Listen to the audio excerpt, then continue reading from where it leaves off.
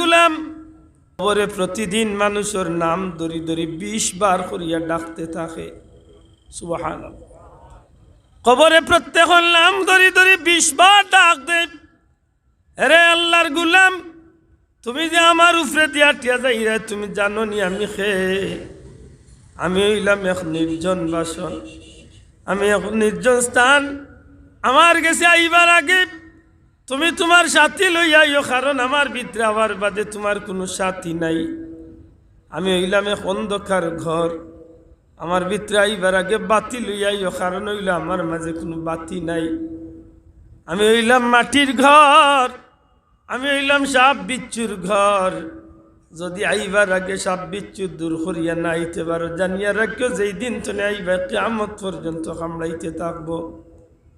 আরে আল্লাহর গুলাম আমার ভিতরে আইবার আগে চিন্তা করিও তুমি এই জমিনের মাঝে যে দাফট দেখাইয়া চলো, এই জমিনের মাঝে যে বুক ফুলাইয়া চলরায়, দুনিয়ার যত বড়ই শক্তিশালী হও না কেনে, আমার ভিতরে আওয়ার বাদে আমি তোমারে দুই দিক তনে চাপ দিমু, বুকুর হাড্ডি ফিটে দিয়া ফিটির হাড্ডি বুকে দিয়া বারইব।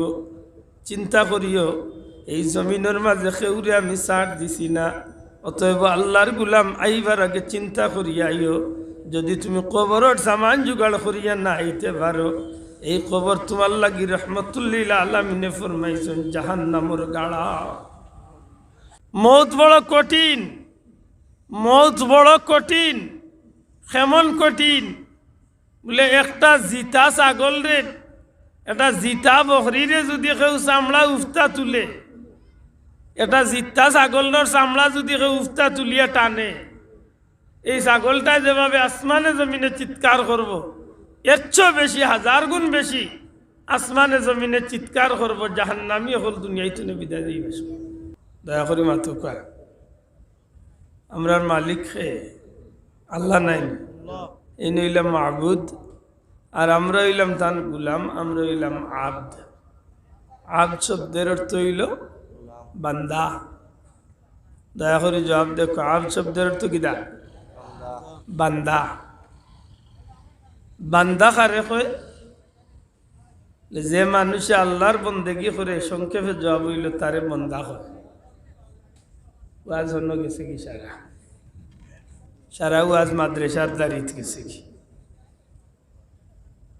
বন্দেগি যেন করেন তানরে আল্লাহর বান্দা হয়।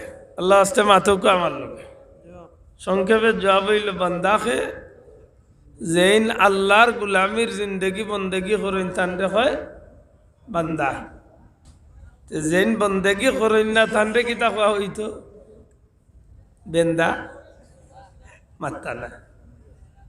যেহেতু আল্লাহ আমারে বানাইছেন বন্দেগি করার লাগি, ইল্লা লিয়াবুদুন, কেবলমাত্র ইবাদতির লাগি বানাইছেন।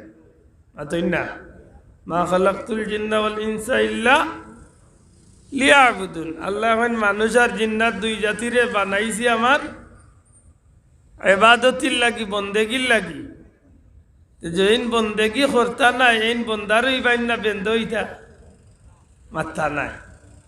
যদি বইয়ের ভাষা কিতাবের ভাষা হইতো না, কিন্তু আমার জইল যেন বন্দেগি করবা এন যদি বান্ধ হইয়া থাকেন, যেন বন্দেগি তো নিজরে হরাইয়া রাখবেন, বন্দা তো নে হরিয়া বেন্দা বন্দা। এটা আল্লাহর বন্দা নবীর উম্মত। যে নবীর উম্মত, যে আল্লাহর নবীরে আদর্শ মনে রাখিয়া আল্লাহর হাবিবর অনুসরণ রে নিজের বাস্তব জীবনে পরিচালিত করার চেষ্টা করুন। যে নবী পাক সাল্লাল্লাহু আলাইহি ওয়াসাল্লামর আদর্শে নিজের জীবনটারে গঠন করেন।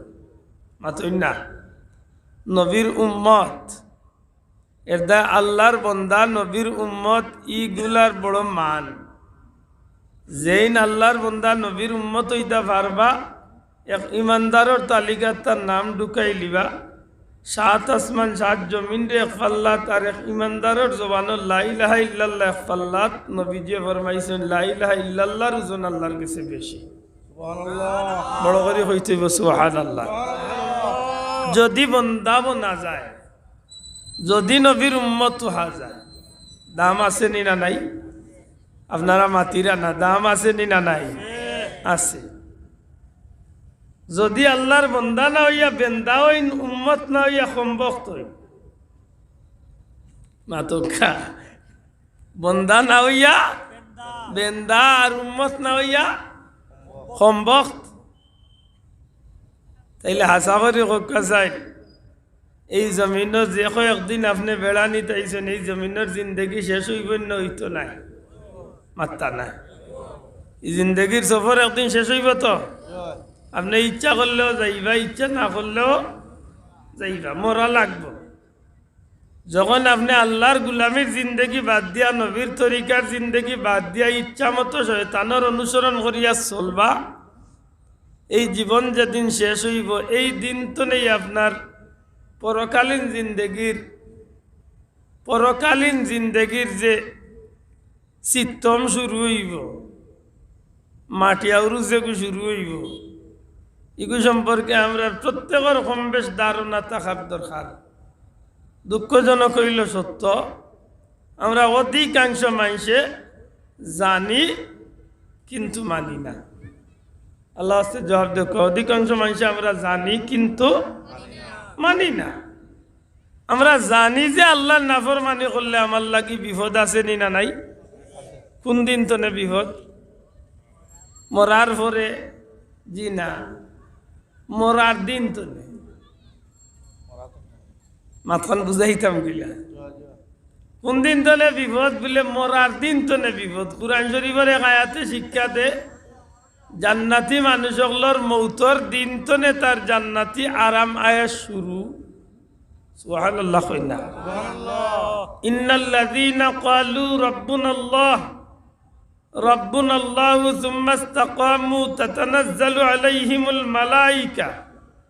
আল্লাহ এখন যারা নিশ্চয় আল্লাহরে আল্লাহ স্বীকার করিয়া আল্লাহর নামের উপরে ইস্তেকামত থাকিয়া আল্লাহর নামের উপরে নিজের বাস্তব জীবনে প্রতিষ্ঠিত রাখিয়া এই জিন্দগি তনে শেষ হইয়া বিদায় লইব, তারার মৃত্যুর সময়, তারার মৌতর সময় আমি আল্লাহর পক্ষ তনে এক গুরু ফিরিস্তা আমি আল্লাহ তারার খান্দাত পৌঁছাই দিব। সুবহানাল্লাহ।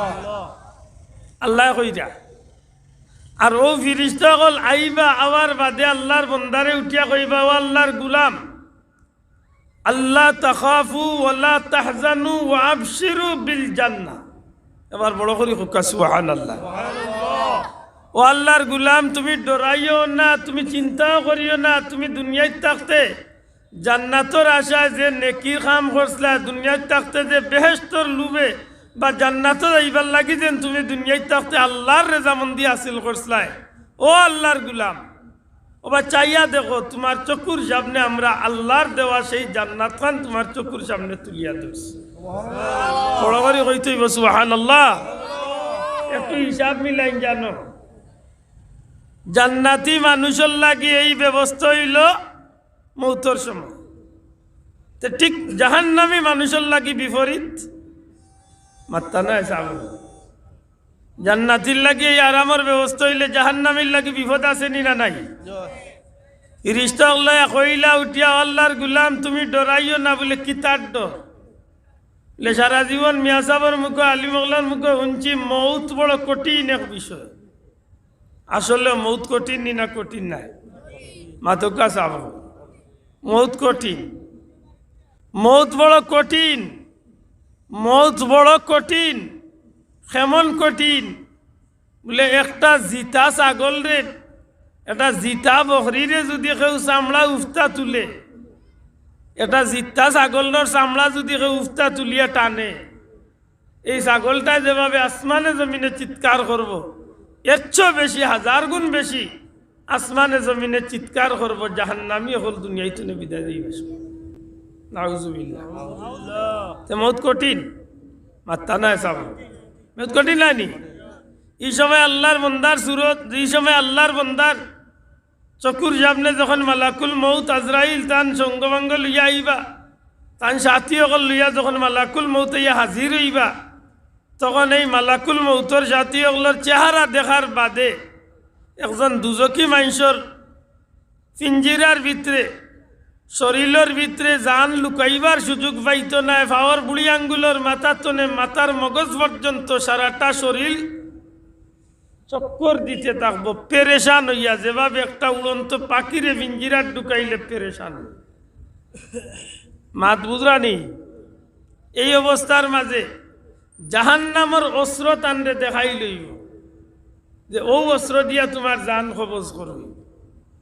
এই অবস্থার মাঝে জাহান্নামী বিকট চেহারা লইয়া ফিরিস্তা হল হাজির হইবা।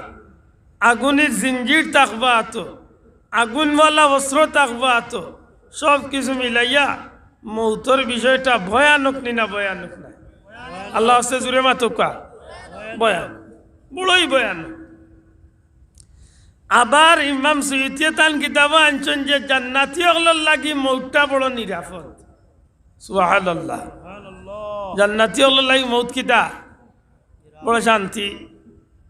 লেখেমন শান্তি রাসূলে পাক সাল্লাল্লাহু আলাইহি ওয়াসাল্লামের হাদিস আনিয়া যোগ করছেন। আল্লাহর বান্দায় কইন যে রাসূলে পাক সাল্লাল্লাহু আলাইহি সাল্লামে ফরমাইছেন, একটা কলসের ভিতরে তনে একটা ভর্তি কলস ভর্তি পানি, একটা পানি ভর্তি কলসের ভিতরে তনে পানি যেভাবে সাধারণত ইত্রাইল যায়, নিচু করা যায়, গ্লাস বা মগল লওয়া যায়, আশা করি একটা পানি ভর্তি কলস তনে পানি লইতে কষ্ট হয়নি? মাত্রা নাই, সহজে পড়েনি না পড়ে না? ইয়ে এক উদাহরণ।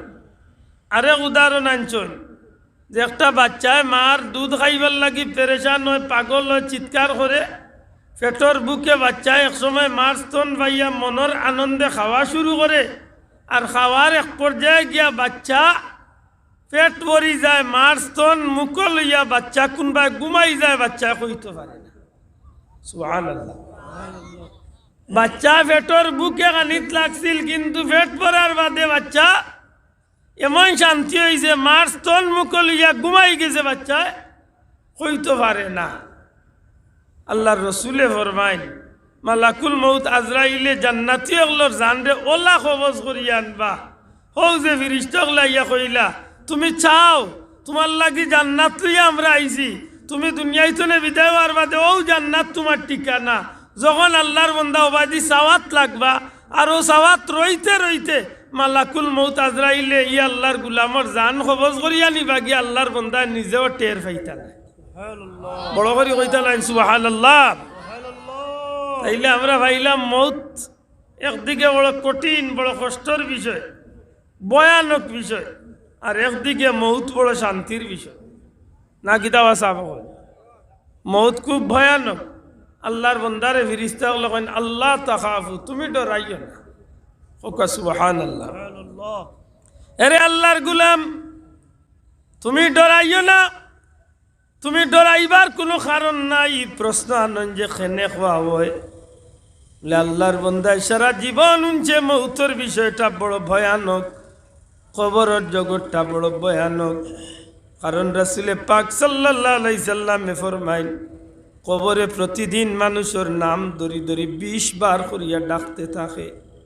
সুবহানাল্লাহ। কবরে প্রত্যেকের নাম ধরি ধরি 20 বার ডাক দেয়।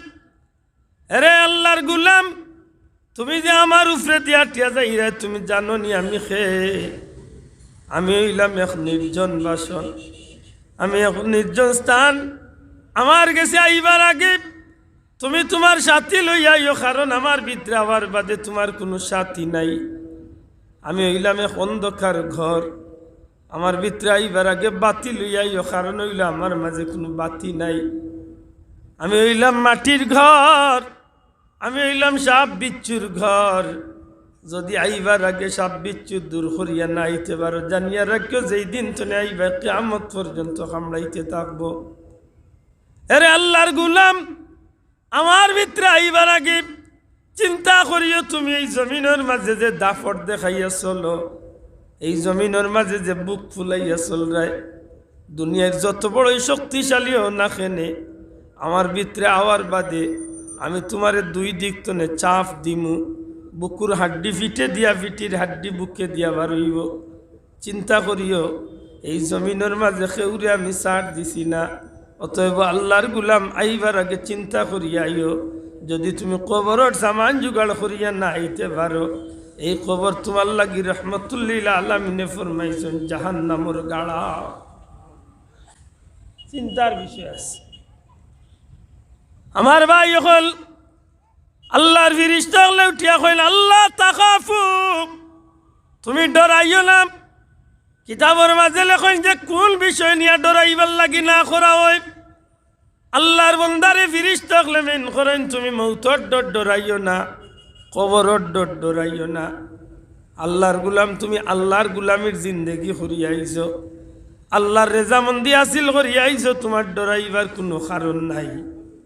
আর যদি রে ভাই আল্লাহর বন্দা এই জমিনের মাঝে আল্লাহর নাফরমানি করিয়া থাকে, তাইলে কেউ কিচ্ছু কইতা নাই তো না বিপরীত ফিরিস্তা হলে আইয়ার ভয়ানক শব্দ দিয়ে আল্লাহর বন্দারে বই দেখাইবা।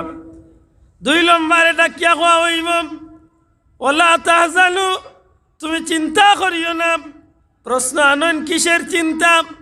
ফিরিস্তা হলে কেনে কয়নি আল্লাহর বন্দারে তুমি চিন্তা করিও না। কোন চিন্তা? ওই তো পারে তুমি চিন্তা কররাই আল্লাহর গুলাম, দুনিয়ায় তো যাওয়ার বাদে এই জীবন সংসারও তোমার ছোট্ট ছোট্ট বাচ্চাইনগুলো লালন পালন খেয়ে করবো, এই বাচ্চাইন তোরে দেখাশোনা খেয়ে করবো, এই বাচ্চাইন তোর রিজেক রুটির ব্যবস্থা কিলা হইব। ওরে আল্লাহর গুলাম, তুমি যে এই জমিনে থাকা অবস্থায় আল্লাহর গুলামি করিয়া আল্লাহর সন্তুষ্টি অর্জন করিয়া আইছো, এই কারণে তোমার চিন্তার কোনো কারণ নাই।